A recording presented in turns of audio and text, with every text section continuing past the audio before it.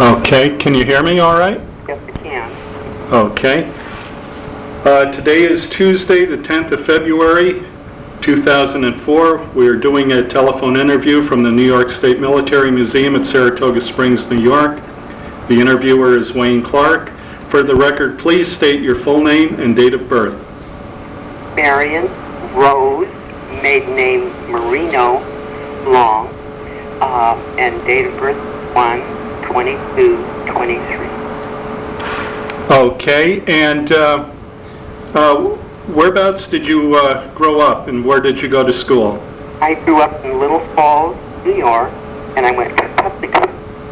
I happen to be Catholic, but I went to public school for my education through high school. I just quickly interject, my father managed to keep employed during the Depression by using his skill, which was being an excellent driver, truck, anything, and we moved all around upstate New York near the Canadian border, and he was building roads. So we had 4 or 5 homes, if you want to put them that way. But we returned to Little Falls and moved from the original home to one on West Main, where during my high school years I helped a little bit in the office of my father's coal and oil business. Okay. And whereabouts were you when you heard about Pearl Harbor, and what do you remember about that? Oh, I remember that very definitely.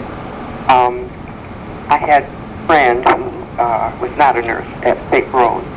I was in college. I graduated class 40, high school in Little Falls. Started college in September and in the nursing program. And on that particular day, we were in Albany, New York, at the, I believe it's called the theater. It's the big theater downtown. Don't know what was playing, but we were sitting there. It was probably the Palace Theater. Yeah, I think. It was right downtown. It was a nice, at the time anyway. And as we sat there watching the movie in the dark, we heard my friend's name called in loud tones, and then mine, and her name was Lamise Farhart, F-A-R-H-A-R-T, and has long since become a nun. She was not one of the nurses. However, we heard that, and my name, please come to the manager's office. And the light came up slightly. Now, no one knew yet about what had happened. But we got out to the lobby. Lamise's father, mother, whole family was there. And he was very excited. He told us, "Why are you sitting in the movies? Don't you know what has happened?" No one knew, and it was not put on a PA. For general information, I assume possibly not to maybe panic somebody. But anyway, my question was, where is Pearl Harbor? And my friend, who is much better in geography, said where it was, and of course her dad knew. So he said, "I'm taking you home, all of you, to my house," which was Gloversville, New York, "and you stay there until I contact your people. They can come and get you." So I knew I didn't want to do that. Whatever had happened, I just thought we should stay put. And Lamise said, "Dad, no, let's call college." We did that, and they said, "All of you girls, anybody that's anywhere has to come back to the college, and when we get you all together here at dinner, we will explain to you what has happened." And of course, it kept all day long, the radio was on, and it kept saying, you know, how many were wounded, how many were killed, and that. And she said, "Now we'll pray," which is what we did. And we prayed and prayed, had our dinner, and we went to bed that night. And I can remember hearing the trucks rumbling by on Madison Avenue. That's where our house was. And from the armory. So the military had already rolled. And where they were going, for sure, I couldn't say it. But we were to hear that a great deal in days to come. And that's the day, and that's how I heard about actually the horrors, is the only way to call it, of that sneak attack. And I did try to call my family and say, "I'm here, I'm staying here." And my mother was just crying very hard. So that was the end of that because she knew well, through World War I. Now, at that point, did you decide that at some point you would be entering the service, or? At the time, no.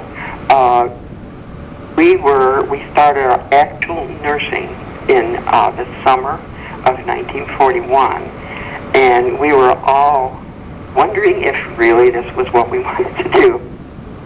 It was really a course, and we worked 12 to 14-hour days, and those who knew something was going to happen one way or another as far as the war with Germany or whatever. So they were losing people already, and some of the men had gone into the military, and they were down to one orderly while we were there. But at first, we were simply, what will I say, enveloped in the nursing, in learning in 6 weeks what the 3-year girls, those who went for 3 years, what they learned in 6 months. So you can imagine. And we had no thoughts of military. We just thought, let's get through this summer, then you go back to college. This is the way the course worked for a term, and that's now 1941 and into 42. So, of course, after we heard about the war, we went through the next part, finished that year, and that's when we thought, okay, we've got it. We're doing this, and we're doing fine, and we're going to graduate, hope, with honors and good grades, which we did do. When we discussed really entering service was 1943, and we had most of our training behind us. We still had some time to do yet at St. Rose, graduated in 44. May 29th happened to be my dad's birthday, and from there we had to wait for our state boards because so many nurses were finally being graduated and going in that they had to divide us out. So we never got to go to take our state boards right there in Albany. I stayed there, worked there after I graduated, and they had us just stay in town if we could and be ready. And it was not October as they promised us of 44. It was January of 45 before we took our state boards, got our letter back. One paragraph, congratulations, you have passed, etc. The whole rest was, please consider serving in the military, particularly the Army. They are most desperate. And I do have that letter, and I would send a copy. And of course, we had decided to go in 43. And I talked about one girl mentioned Joe, and I was thinking of the same thing. And then we spoke to the others. There were 4 of us. And we thought we'd go in the Navy, and we went there, but we wanted to stay together, and the one girl wore glasses. She had serious glasses. And the recruiter in the Navy said, I'm not a doctor, but I think you have to have 20/20 for the Navy. We immediately discarded that thought and thought we'd be together. And we then signed up that we would go in the Army as soon as we passed our boards. So that's how that happened, and I went home to spend a little time with my family before I thought surely any day now, and this is now February. And I did not get a call until probably the 1st of March, and immediately went to basic, so that's what happened next. Okay, and whereabouts did you go for your basic training? Fort New Jersey, and that was 28 days. I remember that distinctly. It had been a little longer previously, but they needed nurses, still needed nurses desperately. So it was exactly 28 days. We had no problem getting up at 5:30 because that's what we did in nursing anyway, most of the time. So the hours and long hours of calisthenics, of drilling, of learning all you need to know from A to Z And we also worked as in the hospital there. There is a hospital there, a large hospital. We worked 2 hours a day in the hospital, so we got to see, oh, this is a little bit different from what we do. The record keeping, triplicate forms, sometimes quadruplicate forms, filled out. So by the time we reached the end of our basic, we pretty much knew what to expect, but we didn't know where we were going until almost the last day. I got to go home once and I guess say goodbye to the folks, and that was interesting experience. I thought I couldn't get in the house. My father didn't believe in giving any of his house keys ever, so I was throwing rocks at their bedroom window at 2 a.m. That's how long it took me in the crowds to get up home. And I in Utica, and then I took the bus to Little Falls, and of course my folks were thrilled that I was there. Could just stay actually overnight, and that was that. And from there we went back and received our orders for our first assignment. Now, you were already commissioned at that point? We were commissioned as they did in January, as they did our physical. I see. So once they finished, obviously. And we were 1A, and I can remember still having a sheet around me, and a bunch of us were sitting as we went from doctor to doctor. And that, of course, was the Armory in Albany. It seems to me every branch of service, in fact, I'm sure, went through there from either just that area or perhaps much of the state, I don't know. But as far as what we did in basic, that's probably, I'm not sure if that's of great interest. We did not know what would happen. We didn't know a nurse who was in. Now, your basic training was basically, since it was 4 weeks, it was just to introduce you to military life, like basic probably marching, saluting, and you probably didn't fire weapons, did you? No, we did not, but we were made familiar with what the weapon looked like and what to do, and they prepared us briefly in case nobody knew what was going to happen beyond, yes, we were doing very well with fighting Germany, but nobody knew what was going to really happen and how long the war would last with Japan. So for that reason, they had been having the, I'll just say girls, learn things like scramble nets and stuffing wounds if you don't have supplies, and things you can do to, if you're that close to the battle, and supplies run out, etc. So they had taken most of that out except what to do if you are sent overseas. This part was very important to them, that we keep everything as clean, if not sterile, as possible. And of course, dealing with wounds, we were used to absolute sterile technique. And that, I remember, was a good thing to know after the war, where I had my own little piece of war when we were in I was married and living in Galveston when Texas City blew up. And they were very glad for the skills that those doctors and nurses had from that time about triage and so forth. Okay. The biggest thing I must tell you in basic was the bivouac. We had shoes that were too big automatically. You were asked your size, and then you went up a size. And when you said that this doesn't fit, they wear a pair of socks.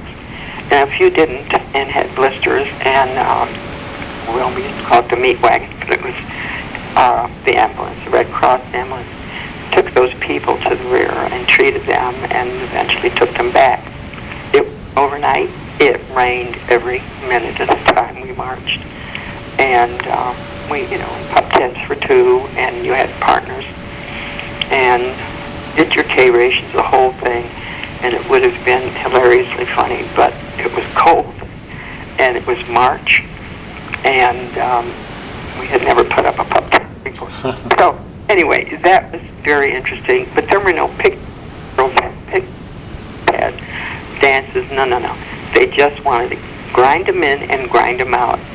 And actually, one of the sergeants wrote a book, which is out of print, but I have a letter that I wrote to my then fiancé, who I'm married, and I had this book out of the library. And of course, when I thought about it, about 10 years ago, it was well out of print, but I found it in New York City in the public library. And since I wasn't selling it, they copied it, or I had it copied there. Uh-huh. And he at that time, they thought they were very funny. You'll be sorry when you come in through the gate, and on and on and on. And I felt as though the basic training was very adequate for what we did. Okay. And where did you go from there? Okay, orders went up on a giant bulletin board outside and inside. I went directly from there, took the train, and we went to Fort Sam Houston, Texas, San Antonio. And actually, my duty was entirely at that post. Another close friend from St. Rose rode on the train with me. She was posted with me. Actually, she worked in the same building I did. The hospital was one huge main building, absolutely beautiful hospital, where patients went when they came in, and then whatever problem they had, there were annexes, as they call them, all over the post. And it's a beautiful post, by the way. And I was to work in Annex 3, which was men's medical problems having to do with respiratory, anything respiratory, or gastrointestinal, and that's anything, the whole alimentary tract. So that is where I spent just about all my time, with the exception of 1 week taking someone's place who was ill, and she had worked psychiatry, women's psychiatry, so I had worked there, but really it was men's medicine. If there's a moment I would tell you something I did, which Sure. I did not know where I got the courage to do. We were in formation. The train came in at 4:30 in the morning. I had never been in the South, incidentally.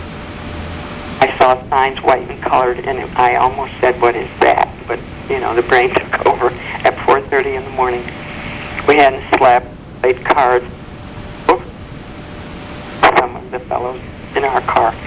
Anyway, that same day at 1 o'clock in the afternoon, we met on the parade ground. The colonel, who was in charge of the nurses, she, of course, was a nurse, and her aide came out to give us our assignments.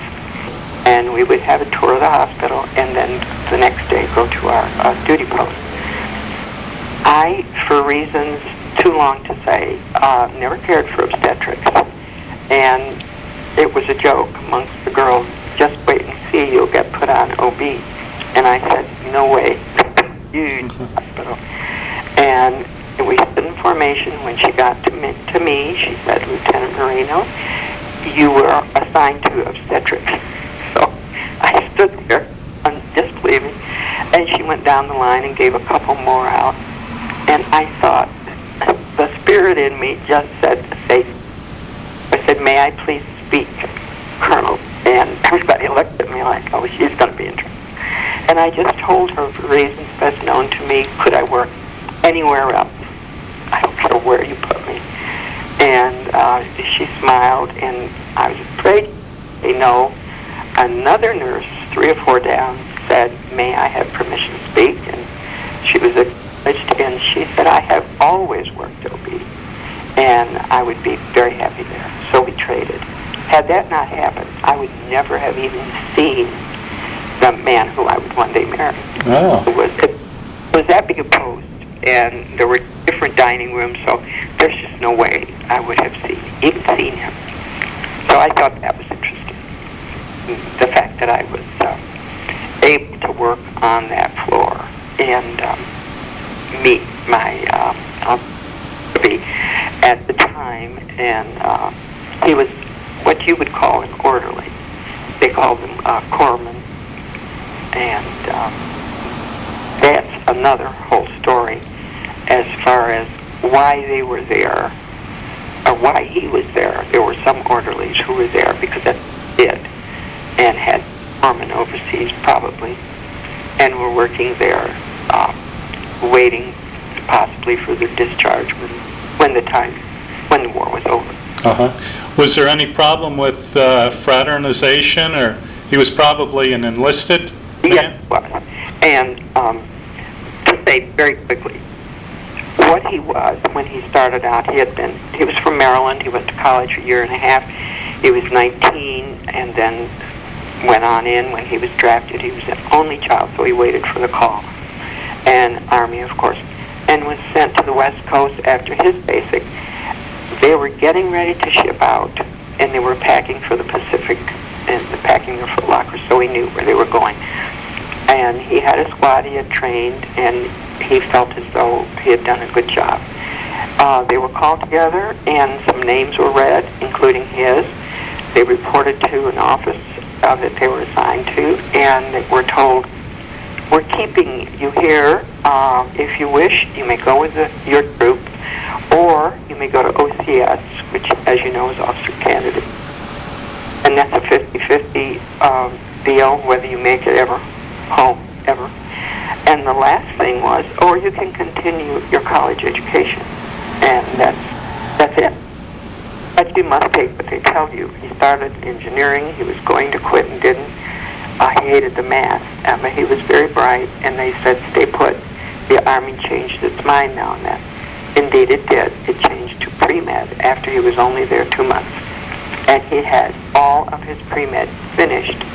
When January, med school starts in September, they had to do something with him. Of course, he had been stripped of rank, which would have been sergeant, and now he's PVT, the lowest rung. And obviously they weren't going to pay them sergeant's pay if they were going to educate them. So he was assigned to the same ward that I turned up on, and so that we can go from there. Okay. And what did you do on days you had off? Was there much to do around that part of Texas? Yes, actually I had never really been past, well, it was the first to be in New Jersey, actually, because we didn't travel far in those days. And I had been in Canada once with my family, so I wanted to learn the city, and we would go downtown. We made friends quickly with nurses from other parts of the country, and they were from all over the country. And we would go down to see what the town was like, and I tried chili for the first time in my life, and discovered segregated buses and segregated everything. So I was being educated in that way. Things to do, we went to the movies on the post usually. It was cheaper. And I can't remember, but it seemed to me it was back to 15 cents or a quarter, whereas the civilian life, it had gone up to like 50 in a full run, first run house. And I loved San Antonio. I didn't like the heat, but coming from the North Country. But as far as the city was concerned, they had occasions where you could hear an opera singer or someone would be in the city, someone who sang, or they had their own philharmonic. So we did things like that, things that we were accustomed to doing at St. Rose. If there was someone special in town, we would go to hear or see whatever it was, and that's the sort of thing we did. You spoke about fraternization. They certainly made a big deal of it when we were in basic, so that I had to think twice before we answered anyone. On the floor, you have to speak with anyone of any rank to do your work. And I was very, very careful and paid no attention to as far as anyone who did ask me out. And I had met a pilot in the first month I was there. I was going with him, and I was there till the end of May, when they were going to put me on night duty. I got a phone call I would be on night duty, go home, get sleep in the barracks, go home, and come back at 7 p.m. and it would be 12-hour duty for 28 nights. And it's like, okay, and it's just you and your orderly, who, as I mentioned, was at that point just this orderly who was never around when you wanted him. That's written up already, because he was the physician, and there were a couple of them on the floor, 2 orderlies days. And there, by the way, there were 5 or 6 nurses on days, 1 nurse on nights. And if anything happened that you needed another nurse, or if it was a big influx of patients, which could happen if they were ambulatory, they would be coming most often by train and then brought up bused or either one way or another brought up to the station. And we admitted 40 patients one night. Bed capacity was 100 beds, and that was the ward. We averaged 70 beds full at any given time, and it was up to 100 several times when we got the big influx of patients. And so that was, night duty was very different from days, just generally speaking, because all through the day they were running tests on the patients for either thing, whatever it was they had. If it was a GI problem, then they were having those kinds of tests. And if it was respiratory, then they were having tests in that mode. So those things were done during the day, and there were perhaps 15 patients for strict non-ambulatory, and the rest. Were most of these patients wounded or injured in the war? Some were, not many. Most of them actually, while they were overseas, had become ill. And those who were fortunate enough not to have been wounded were really sick when they came. Some of them had ulcers, different diagnoses. If you want me to go there, I don't know. Yeah, that might be of some interest, sure. Okay. Whatever you'd like to talk about. Well, that some of the tests proved that, for example, a man would have an ulcer, and there were certain diets that should work. Sometimes they did. Sometimes they had to go further, other tests. Sometimes it was intestinal problems. Occasionally they were transferred to the main hospital for surgery, and then they were out of our hands. Most all of them, though, they were able to finally diagnose if they hadn't. And you say, well, that's odd, why didn't they do that overseas?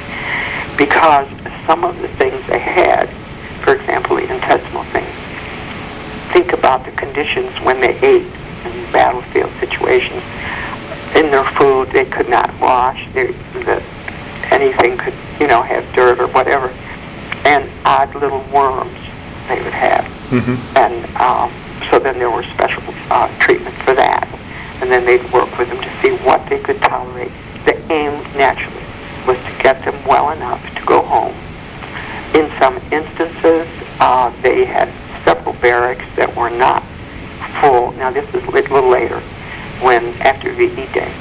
But the soldier then was medically discharged, but not totally discharged, and he went to live in the barracks. He's on his own. He can go see the city or, write letters, and they had everything you could want to do, bowling and movies to go to, whatever they wanted to do. And if they were managing to go to the dining room and eat the food that was suggested, and they did well, then they came back for follow-up. And if they did well, then they left, and we did not always see them again. The ward officer, who was the physician, would give them the clearance, and then they would clear the post, and they were on their way. But some had been wounded. One, I remember in particular, had an injury and frozen feet. He'd lost 2 toes. Obviously, he had been in Germany during the bitter winter Battle of the Bulge time. And he was with us, but in the fighting somehow he fell and fractured his skull. And he was pretty good when he came to us, except for the fact he was having convulsions. And in a head injury, of course, that can happen. And what they were trying to do with him, he was going to have to live with it, but at that time, you must remember how long ago that was, they tried different medications, and that was really all they were trying to do, was medicate him so that he would not be walking around in fog and could do whatever job he wanted to do or could do as a civilian. And I can remember him definitely since when he would have a seizure, you know, the guys would, because he often didn't make a sound, and the men near him would say, get the padded tongue blade, Lieutenant, he's going again. And that's what we do, put that in. That was, it's not the practice now, but it was then. Mm-hmm. And I was going downtown one day, and he had passed the town. He was doing better, and he fell in front of us and had a convulsion. So he was there quite a while, and they finally straightened him out in his medication. So while this is not as, you might say, exciting, or whatever the word you want to use, as working with the surgical patients, and I certainly got my share of that in training and after the war, what we knew we were doing was every bit as important for these patients, because they had a medical problem, made them just as sick and sometimes sicker than a man who had been wounded and could be healed. Sure. You mentioned that one patient attacked you, that you tried to wake up? And I don't know if I put my writing, I haven't got it in my note here, and I'm not reading it, but he did not attack me trying to hurt me. Right. Know that. In fact, I'll say right here, all my patients, and any nurse I know would say the same thing, they absolutely loved us. And just to interject this, one day 12 of them came to the office, and it was my turn at night duty, so I was the only one in the office getting meds ready, medications ready. They said, we have something to tell you. And I said, yes, what? I thought it would be and they said, we have voted, you nurses are the only women who should have been in the service. And I said, I don't really want to hear that, or any of the rest of it. I said, you've been well treated. Yes, I know, but you are the ones who need. So, made you feel good. In any case, back to this patient, he was not ambulatory. Had to be in bed and taken care of. Very quiet. I cannot tell you at this point which in for, because we had, you know, turnover in the end, maybe several thousand patients. But I do remember he was so big he hardly fit the bed, meaning tall and well-built. And he seemed to be a good sleeper. When you're on nights, you know which ones are not good sleepers, who are dreaming, and their buddies usually would hear it before I even got into the doorway of the ward. But this night, they had to take temps, TPRs, as we called it, and my corpsman and I divided the ward. He started on bed 1, and I started on bed someone were in it, and we met in the middle. And what you did is you took their temperature, pulse, respirations, and you had a flashlight when you started. It was dark, and the lights were not on. The NCO turned them off at 10 p.m. And your hall lights were on, and you worked with my flashlight after that. Except when they had new admissions, of course. But anyway, the NCO ran the building, and that's all another story. So this particular patient had been at the sleeper, and we were taught to not touch the patient if he's particularly a new returnee. He was not a new returnee. You stood at the foot of the bed and called a name, and they woke up, and then you put the thermometer in the mouth, the pulse went on to the next man, and so forth. And I called to him, he didn't answer. I touched his foot, didn't move, and I touched his shoulder. And guys were even calling his name, the patients on each side of him. And I knew he was okay, but he was deep in sleep. And he was screaming. I knew that in a moment. He reared up when I touched his shoulder and said his name, grabbed me in some kind of a neck hold, and I'm glad he wasn't trying to choke me because I would have had about 2 seconds. And, he knew just where to go.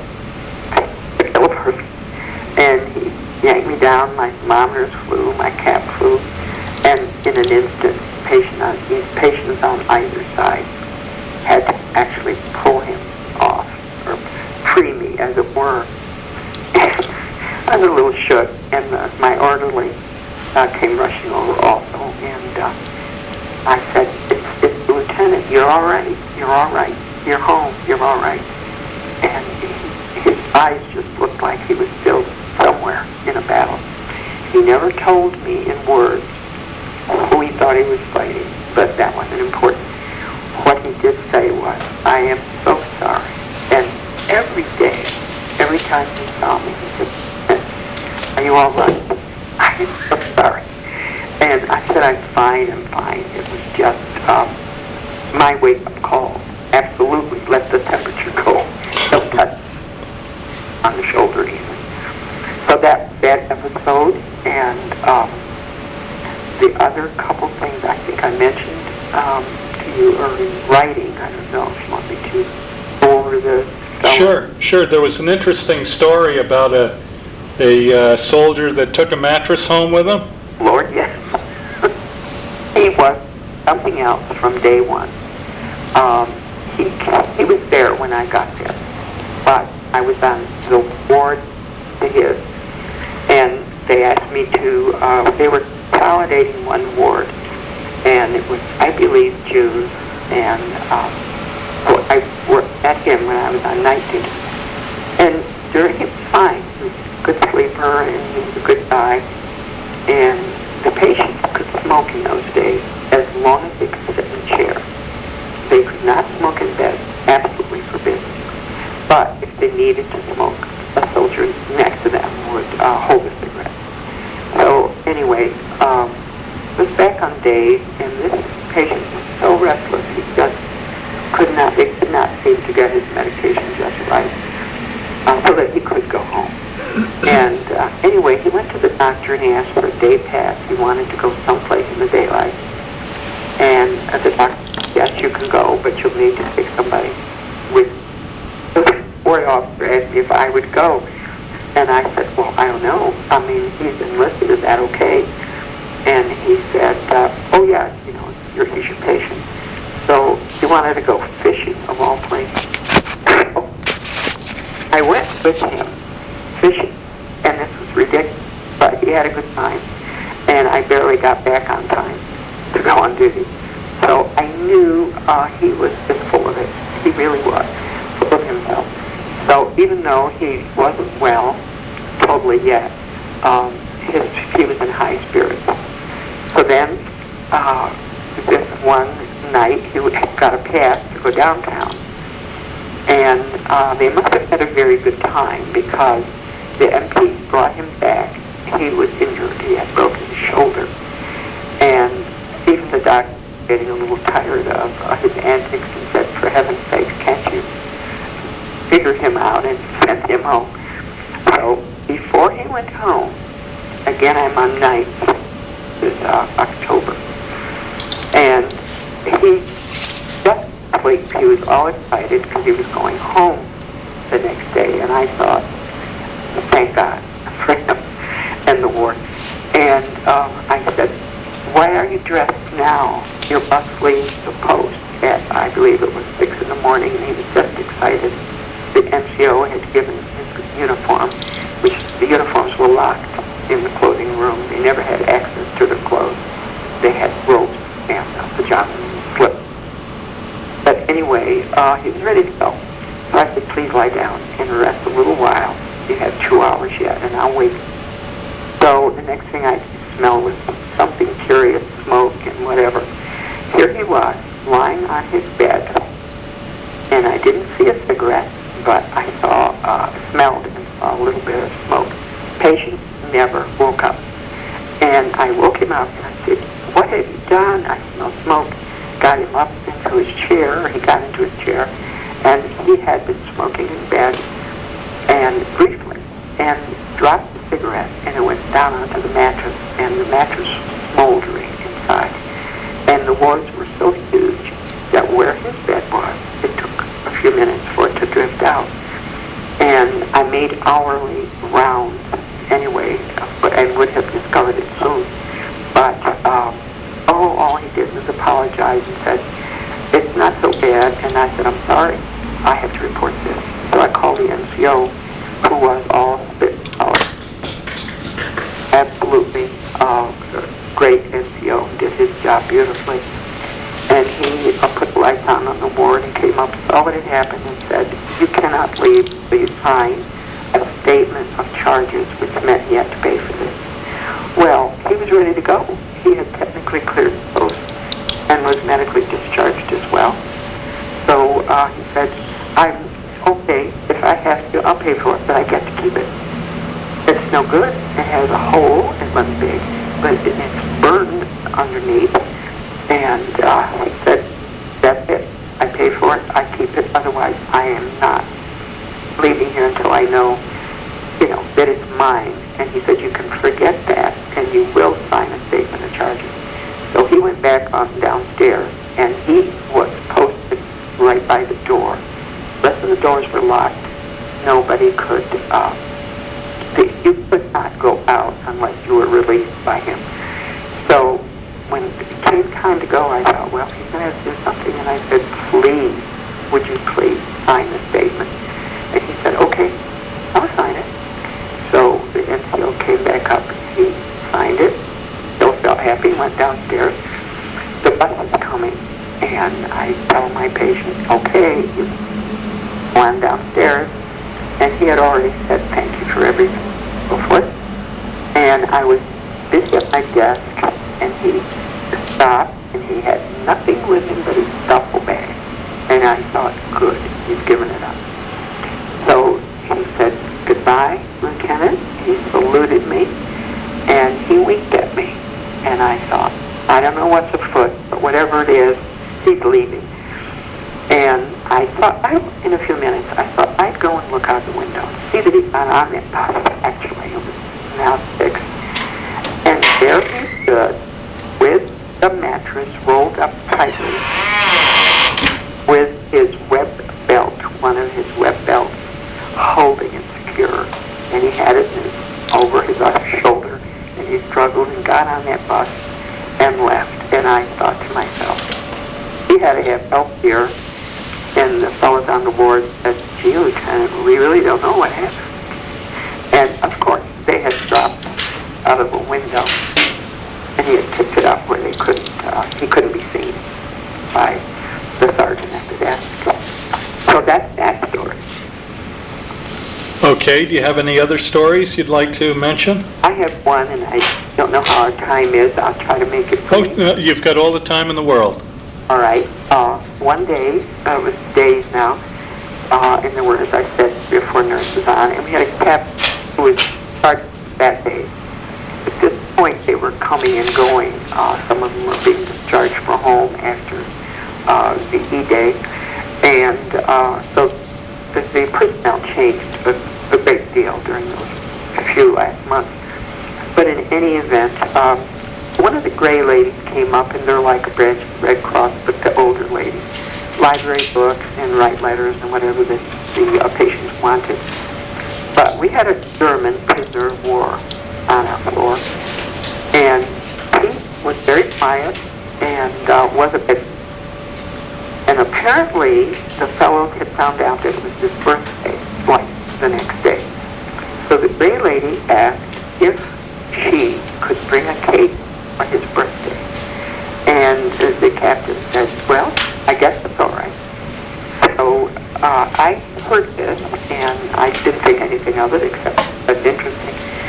The next day when she came up with the cake, I was not on duty yet, but when I did come up, I had a split day, and sometimes you worked 7 till 12, and then you came back and worked 4 to 7. When I came back, there was a lot of commotion on the floor, and this captain was not there. It was a different part, and she said, "Were you here when the gray lady came up with the cake?" And I said, "No, but I know when she asked if to do this, bring it up, and be shared out as far as it went on the ward," and the captain okayed it. And he said, "Well, it was not okay. The nurse that was on when the cake and the gray lady came up said, 'Where are you going with that?' And when she said, 'Well, for the German prisoner of war,' and she said, 'Oh, no, you can't do that.' Now, this is what I missed because I had a split shift that day. And she said, 'You can't do that, absolutely not. It could be anything in that case.' He had VE Day, but considering all things considered, it probably wasn't a good idea. She was just trying to do something nice. And the captain, oh, what's the difference, I guess. So anyway, the first lieutenant that was on and was seeing all this said, absolutely not, you can't. And in fact, called the building that housed intelligence, can't say the name of it right now, and they sent a jeep or a vehicle of some sort, I was told, took the cake, and the nurse found the nurse who was on duty and okayed it, and they all went up to the main building in the intelligence office, and every nurse was called who even heard about this, and was, do you know who the German prisoner was? Do you know the gray lady? Why did he do this? And on, and I said, my part of it, I never even saw the cake except the big hubbub afterwards. And after they got through grilling everyone as to what could be in it, a weapon, could someone poison it, what we figured was we could see the cake through a half-open door. It was in another room. They had poked something into it to see if something were hidden in it and satisfied themselves it wasn't. So the nurse that he walked over with me said, now they're through, they're probably going to eat the cake. But that was the story of the cake in prisoner of war, and there could have been a problem since it wasn't general knowledge on the ward that that's what was going to happen that day. So who knew? And that was a wise decision, would have been a wise decision to say, let's just not do that. What was VE Day like for you? Was there a lot of celebration? Yes, there was. Of course, nothing like VJ Day. I had the straight shift, got off at 3, and went down. Well, I didn't know if you know the city of San Antonio, but there's a back entrance to the post, and you go down Burr Road and wind up on Broadway, and that's like the main street all through the city, but we were on the edge of the city. Cars were going up and down and tooting their horns. Music was playing from everywhere, and it was a happy celebration, but as I did discover later, nothing like DJ Day would be. It was crowded enough, and it was warm enough that day that we really couldn't walk very quickly along the sidewalk, and we were just, someone had gotten confetti and throwing it around. Now, this is the latter part of the afternoon, and we were so thirsty, you could go to a drinking fountain near Breck Park, which is a huge park that everyone went to and enjoyed. But down the way, a little way, we could see a policeman on a motorcycle, and he had one of the nurses on his motorcycle, and I said, what are they doing? He said, he's ferrying the ladies who want to go to the Toddle House, which was a little hamburger place. I don't know if you ever heard of them, but it was just a little quick hot dog hamburger place. But they had water, and we could not find a drop of water. And believe it or not, we were just so thirsty because we were cheering and whatever. So he was giving us rides. Like what my friend Dick at, who's still with us somewhere, went first. I said, you go. know how you're going to hike up your skirt to do that one. But she did, and then he came back and got me. And we had our drinks of water, and then we made our way back and went back on duty later on, and went back up on the floor. That evening, I had a radio. Radios were absolutely not allowed on the floor. That's obviously some of the patients were too sick there. But at night, at this point in the war, you could take up there. So one of the nurses said, the patients on your floor know you have a radio, because I had brought it on night duty, and you'd play it softly for those who wanted to come up and listen to the good, different big bands playing. And then it'd be off, once we turned the lights out at night. So they wanted to borrow it. I had pleasure. My father had it. It's an old Causeway, and he had it put together for me. And so I brought it up on the ward, and they listened to that for a while, and then of course, I picked it up the next day when I went back to work, and that was fine. But that little radio got one of my friends in trouble for having it on the ward, not for just having it, for what happened on VJ Day, which we'll eventually get to. But anyway, VE Day was a happy day, but we knew we had a ways to go. And from there on, whenever an enlisted man would leave, a patient would leave, he would make the V for Victory buddies, and they would all say Golden Gate in 48. That seemed to be of the enlisted men who thought this war would drag on forever before we could finally get Japan to surrender. They continued to say they would fight until every man, woman, and child were dead, and that was like a mantra that they had. So nobody knew anything about a bomb. Nobody knew anything except we were still losing men, and I did lose dear from my street at home and a cousin. So that's another little aside. But as far as VE Day, it was a mix of happiness and then, okay, let's get on with it. That truly was the way of it. It was in no way somber as far as we were concerned, because we lost already, and so we had a job to do to finish. And as opposed to D-Day, we didn't mention it, but I was working in Troy, New York, with 7 other women. That was something else. And I started there the day before D-Day, and church bells rang. Churches were open all day, and that's what we did. We went to church and we prayed, and at every hour there would be some report that would come in, and you just knew you were going to be losing friends and acquaintances, whatever, schoolmates, during this long, horrendous period. But in any event, back to this VE Day, that is really how we celebrated. I heard there was a parade downtown that night, but it would not have been something we would go to. Do you remember the death of President Roosevelt? Yes, I do.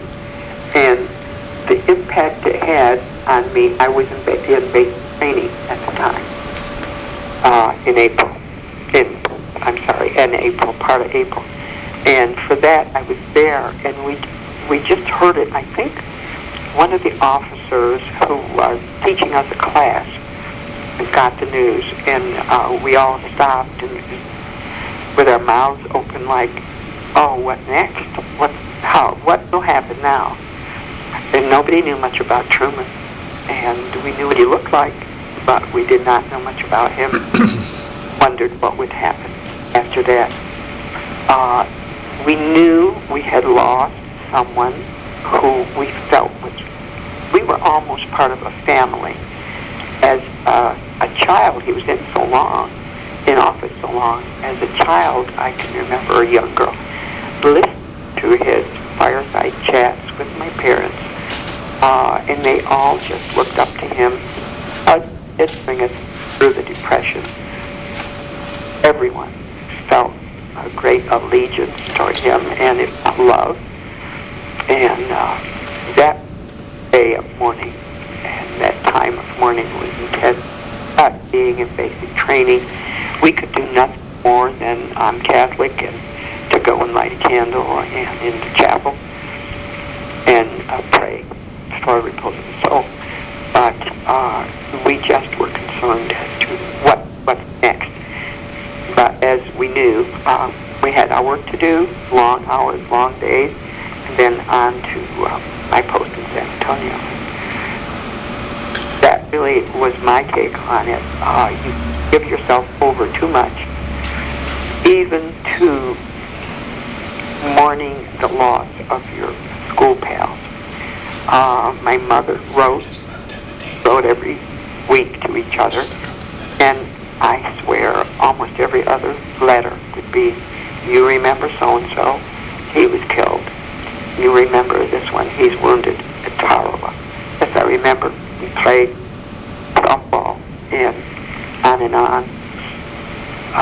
And so every time her letter came, someone was either killed or wounded, or a happy letter home to say goodbye to his family. He's just going in, whatever.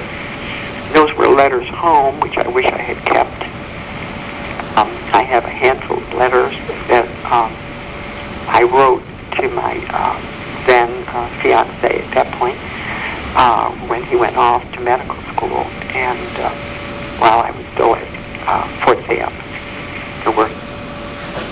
But in any event, that I think covers the E-Day pretty well, and the death of the president as far from our viewpoint. Okay. Do you remember when they dropped the atomic bombs? What was your thoughts on that? Well, we were absolutely stunned, as nearly everyone, except people who, even the people who were making it, had certain little things to do, parts to do, and did not really know what they were making. It was only those who know, and President Truman. We were just stunned. It was as though you were running and you tripped and fell and you stood up and thought, now what do I do? You're not hurt, not wounded. What's next? And of course what was next was, thank God, that's the end. The war is over and they'll be home. And now talking about the effect of the bomb, really, there wasn't that much that we could hear or read in that day or two. But then, as time passed and they felt they could say there were this many casualties and that. And I have to say, yes, we thought about the civilians who were killed. And then again, they could have been civilians in our own country who were killed had the death gotten into the United States proper.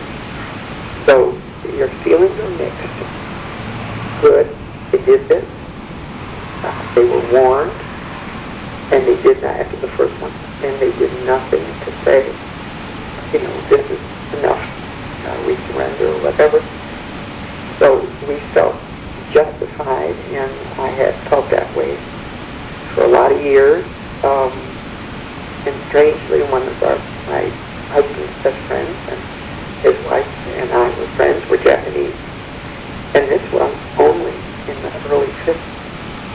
People stared at us for going out to dinner with people who were Japanese. And honestly, truly, that by now was discrimination. The war was over. But in any event, I wasn't a soldier who fought the battle. In years to come, in fact, recent years, more and more footage, film has come from those who were prisoners of war in Japan. I have neighbors who was. And what happened to them, the atrocities, the way they were treated, starved,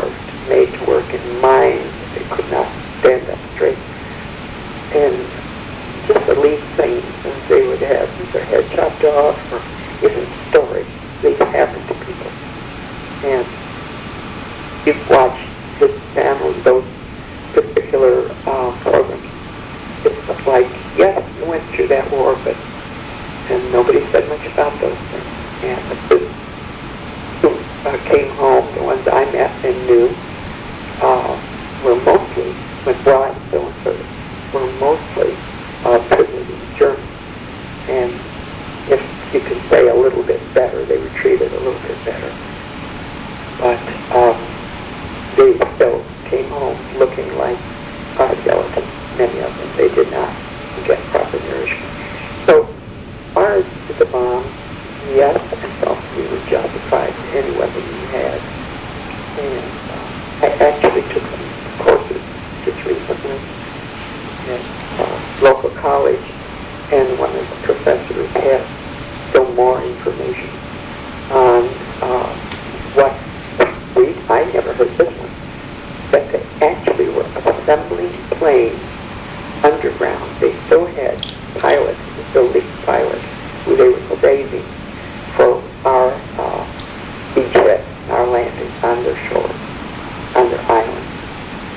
And they would have some defense, but apparently when the second A-bomb was dropped, they were convinced.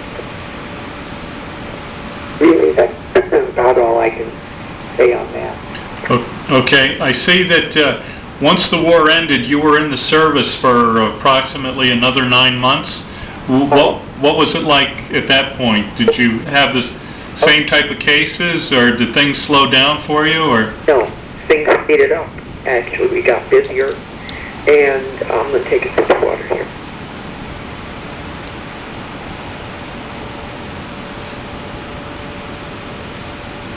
Okay, I'm back. okay. Anyway, what happened then, of course, to begin with, let me just say this. My friend and I, the nurse, I call Pat, and I, first day we arrived there at Fort Smith. The foot of the stairs in our barrack was a sign up for overseas list. And this was now obviously before Germany surrendered. And you put your name on the bottom of the list, and they pull people out from the top, or if they have a specialty. So we were general duty nurses, relatively new grads. So we want to go from after DJ Day. Is that what we're? Yeah, just continue on from there. Oh, well, DJ Day. By that time, I was actually dating, so you could call it fraternization if you wish, the disorderly, who would be my husband one day. But anyway, when that came, he was still there in San Antonio. School started in September, so he was gone in September. But for VJ Day, we did what we did today, except there were parades all over town and celebrations. We didn't even mention that. And I brought my radio on the ward. That was okay. And I'm not going to say who, but one of the nurses was dancing with one of the patients who, and of course, all wanted to turn to dance. I was so happy. And unfortunately, the chief nurse happened to step off the elevator, and that nurse was gone. She was, you know what they do in the Army, they transfer you around. So she was packed up and gone. Thankful for dancing with the patient. He was well enough to dance. He was well enough to go home, practically. But that's the point. Anyway, that was just a little aside. So after well, it was finished, and now the men were coming home from the Pacific. And we had different kinds of cases. What we had now was malaria, and then I had the ward held 100, and we lined them up with one bed after another instead of the way they were before. You could have this, that, the other, and be next to someone with something totally different. But anyway, we kept them all together, and it felt very sorry for these men because they couldn't be home. They hadn't been wounded. None of them had been wounded, that I recall. And yet, the patient in bed 1 who was starting with chills, bone shaking, bone racking, painful chills, and then, of course, extra covers, and they're already on medication. And then we come to fever, and then the sweat after that. And I would say what touched me particularly was how kind the soldiers were to each other. We have a hard time here. 1 minute. anyway, as they would say, the lieutenant on down there to so he needs somebody to hang on to. And he changed the pajama top for the patient who was coming down and had the sweat and was stopping bath. And I tried to just, sponge them, give them a little brief wash that I could, and then go on to someone else. With so many patients, and they still were only putting one nurse on night. So I requisitioned someone, and they sent a whack up, and I'm so happy they were there. And they did a lot of the bookwork and records, but in other areas. But they learned in a hurry, and that was very important for these patients. And I just felt sad for them because they would be there a long time. This is a point I could make. Quinine was considered a medication that they would use, but in this country we weren't dealing with malaria, in that time. So they knew quinine would be effective. So quinine came from the bark of a tree, I believe, called chinchilla tree, in the South Pacific. And of course, we had no access to that once the war was on with Japan. So we had developed Adabrin, which was taken in pill form as both a preventive, hopefully, by the men who were over there and the personnel. And then also it was used as a medication. And that was a coal tar byproduct. And how that was developed, I at one time knew. But anyway, it's called Adabrin. And it turned your skin yellow, everything. Your white of your eyes would be yellow, your palms, your hands. But when a nurse came on the floor, a new nurse, meaning she had been overseas and was just putting in time until her discharge came, you knew she was in the Pacific by just looking at her. And in any event, they came thick and fast after that. We also had every kind of dermatitis that there could be, and kinds that they just did not know what to call. So we had many more treatments to do. We tried one medication, we tried old-fashioned things like Burroughs solution. So, and here you have patients whose hands are often affected, and it looks like boxing gloves by the time they got the big dressings on. So we're feeding these patients, and again, patients who were able to feed the patient who couldn't use his hands. And time again, during the latter part of the war particularly, I could not say this enough, the men just cared so much for each other that, it was very touching to see. And in any case, those patients who were there with dermatitis, eventually the ward doctors thought it worked, and they were gone out of there. Then, on the other hand, those that had malaria were with us a longer stretch of time, and they were not getting visitors. Their families could be. I had patients from Chicago, from New York City, a bunch of them four got together, and a singing quartet. They'd go around and sing if they wanted to, if patients wanted to hear it, and they were very good. I remember that. And just from everywhere. I don't remember anybody from the West Coast, but surprisingly from a large part of the country. So they weren't necessarily in their own backyard. If you actually were from Texas, and they'd have a buddy bring a car down and loan the car, and rationing was off by then, gas rationing. And if they got a pass, they could go out and just enjoy the countryside by that time. So that part of it was more intense as far as what we were doing. We weren't just sending patients down for tests, helping with final things like that on the floor. It was just, I think, in a way, sicker people, but we knew what to do for them. And we got the quinine back, by the way, before my time was up in service, and that made a difference. They were all, I cannot say that there was really any patient who was a, quote, bad patient. And many of them, as we mentioned about the one, not few had dreams that disturbed them enough they would call out. And others, if they had a bad dream, they might discuss it with their bed ex-felon. Mm-hmm. That's not with us too much. Okay. When were you discharged? Okay. Back to the book. I'm trying to remember. There was a date here. You are discharged seriously, just like this. The way they call you for night duty is a phone call.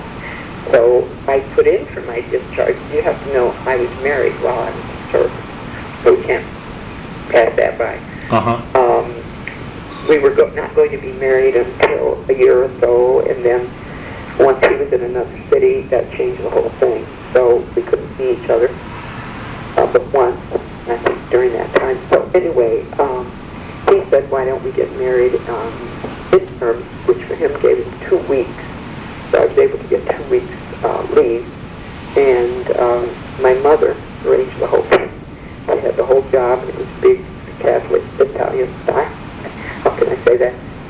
All the relatives. Big wedding in my hometown in Little Falls. Oh. And my husband, as I mentioned, was from Maryland, and he had the beautiful mountains. He was from that area, mountains area. So anyway, we were married in February, and he went back to class, and I went back to work, and I got out, seriously enough, on my father's birthday, May 29th. It's always been a significant date, and you get a phone call, and it says your discharge is in. I had actually asked for the discharge. We were married February 24th, 46. And I asked for the discharge in late March when I saw that they were closed certain wards. So it looked like they had plenty of help, and it's time to ask. And it took them from March to the last day of May to catch the pipeline. And it was an ordinary day. And I called my husband and said, you can come get me. And he came with a friend's car and put my foot locker and my stuff in. And 2 days later, I was working in another hospital as a civilian. My mother had sent my white uniform to my husband's address. He was living in a frat house. And he had found a house, half a house. Actually, it was a store that was converted.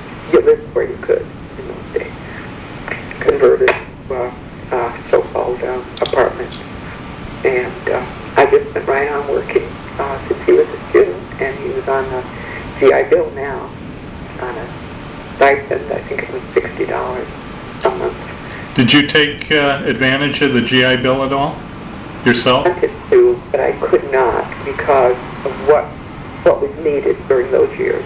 While he was in school was my income, and I worked the floors, and then I worked extra on Saturdays in doctor's office downtown to earn extra money.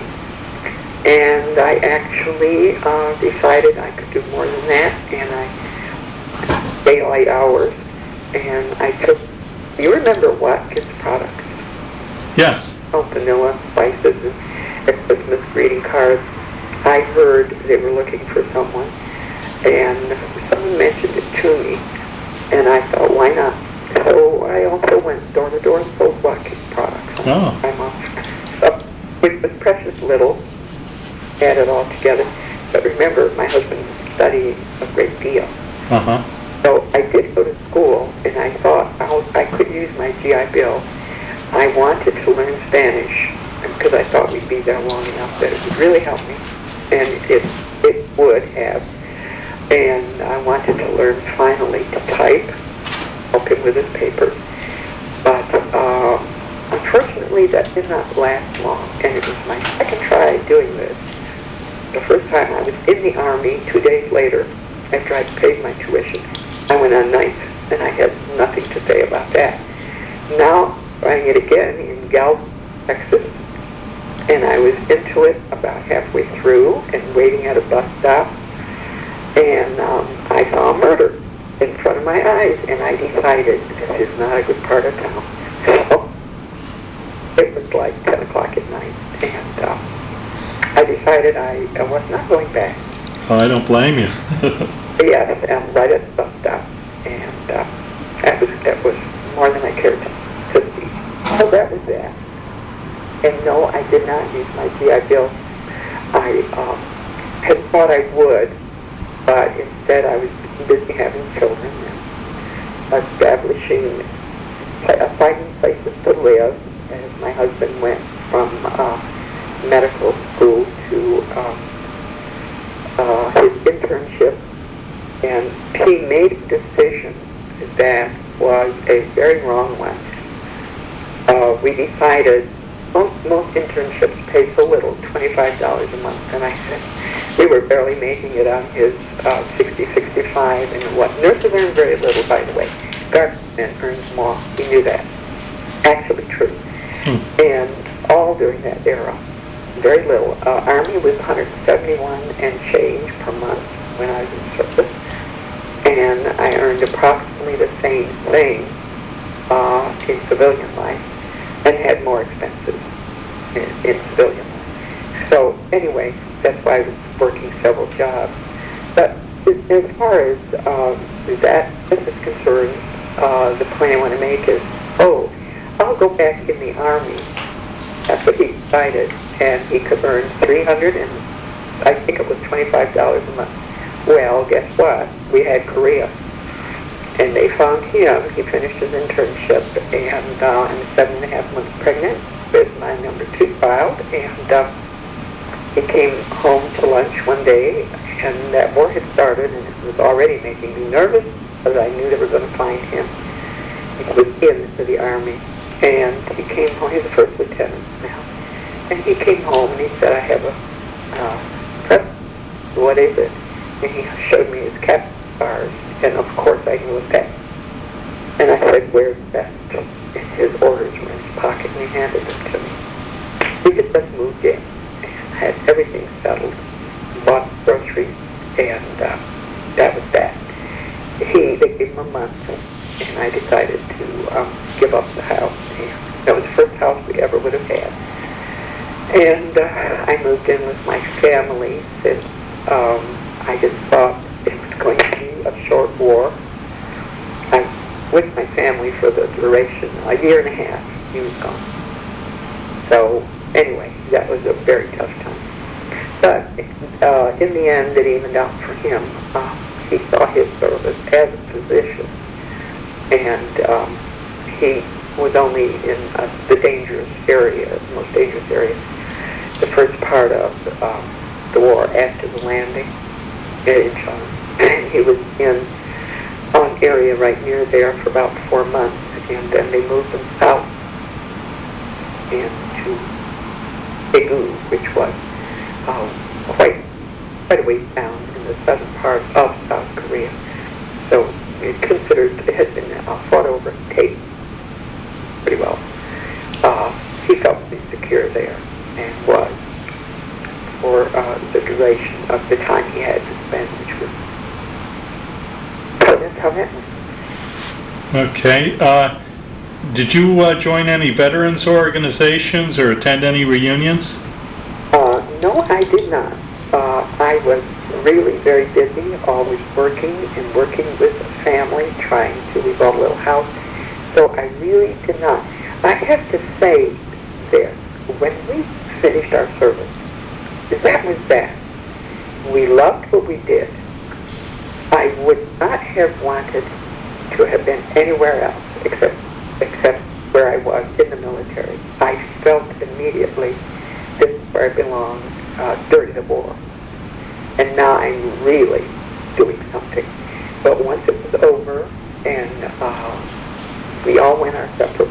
all over the country, the nurses I had met, and really never, well, one patient stayed in touch.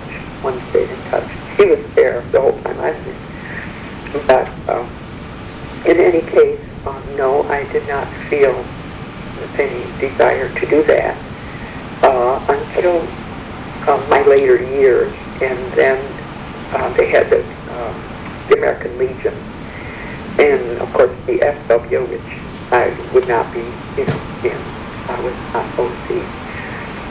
And I would have been welcome, I'm sure, in any of those, but somehow I was all involved with my family and did not do that. Now, I don't know what other things you want me to say, but just two little asides on my service. You say, well, why did you decide to do that? It was something I knew I wanted to do when I was a kid. You'd read about Florence Nightingale. I wanted to be a nurse. I fed my grandfather when he was sick, and it seemed such a big deal. I was 5 years old, and loved him dearly, and thought I was really doing a good thing, which I was. And as I came along, it seemed like I was the one that was always bandaging something for somebody, So it was the foregone conclusion that I would be a nurse, and it was dumb luck. I got the 4-year program to earn my BS. My brother was the one that was to go to college, and he refused to go right up to the last. And so, and they wouldn't have taken me in the 4-year program. Anyway, I was 17. New York State law, you have to be 18. That may be all over everywhere, I don't know, but I would not have been 18 in September of 1940. I would be 18 the following year in January. So the fact that I went to the college program was just fine. Before you go anywhere near a hospital, I would be 18. And okay. So that worked for me. But other than that, I can only say one or two things as far as my service. My children said to me, Mom, it sounds like you were proud of your time and your service. And I said, yes, I am. I wanted to go. They never asked us. We went back, by the way, and asked after VE Day if we could serve the overseas, if they needed to replace someone, let them come home. And they said, no, they're coming in thick fast now. We don't have enough here, as it was. And if you had a specialty, I remember one girl was orthopedics all the time, and they sent her over. And she was the only one that went from that list. So most of us were needed where we were, and we understood. Okay, is there anything else you'd like to add? Not a lot, except to say,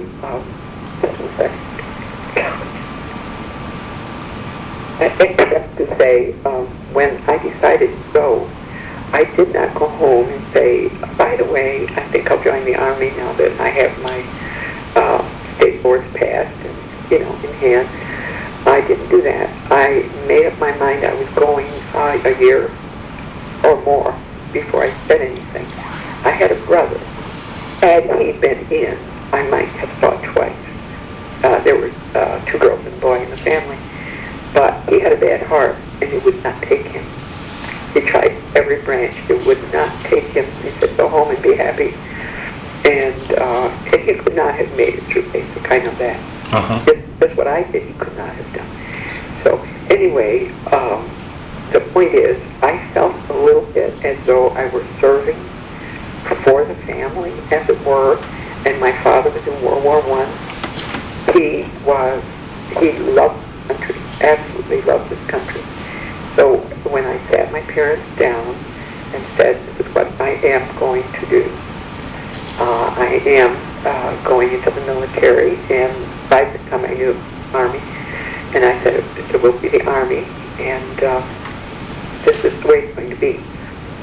And I was just turning 22, and my father just looked at me, and he said, will they send you overseas? And I said, I don't know, Papa, but if they brought us what we need to know, I'm ready to go. And my mother got a little teary, and she said, "Oh dear, will you be all right?" I said, "I'll be fine. I'll be fine." So that kind of and then my father, who was a man of very few words, when I left to go back to Albany, he took me to the train station there in Little Falls, took the local back, and he hugged me, and my mother came to the station too. But he put his arms around me and he said, "I am proud of you." And that got me. Girls are dads, you know. I don't know if you had kids. But it's two, there's daddy girls. Mm-hmm. They are in a way. So I knew that. And I felt as though he husband and fought in France and was in, so the war was over there. And it was only back 3 months when he met my mother, and 2 more months to be married. So that was for them, and I did not go with my husband for only a few months. And I never knew that my mother only went with my father for a couple of months. They married. They were married until he died. 50 years. He died in the 51st year of married. And so I just figured I knew my husband to be, as well as I might know anyone, that if you work 12-hour shifts at night, there's a downtime around between 2 and 4 in the morning, usually, unless, you know, something happens on the ward. Uh-huh. And you talk. And you talk about your family, you talk about your life goals and your values, and the more I would learn that way than going somewhere to a movie, you know, out with others. Which we did also, but as carefully as we could. Anyway. Okay. Well, thank you very much. You're welcome. Ireland, and I thank you for listening.